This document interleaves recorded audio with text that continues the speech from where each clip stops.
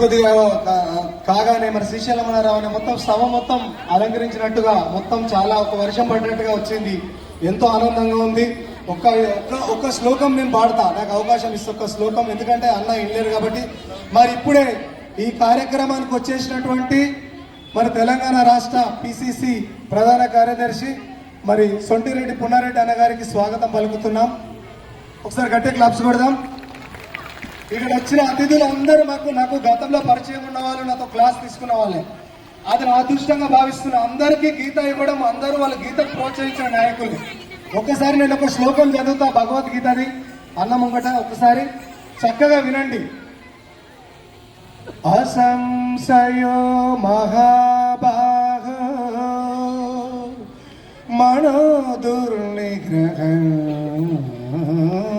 చలం అభ్యాసనే తు కౌంతేయ వైరాగ్యే న జగుహ్యతే.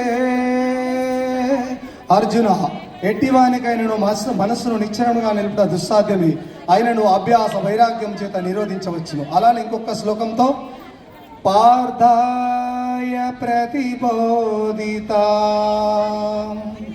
భగవతే నారాయణ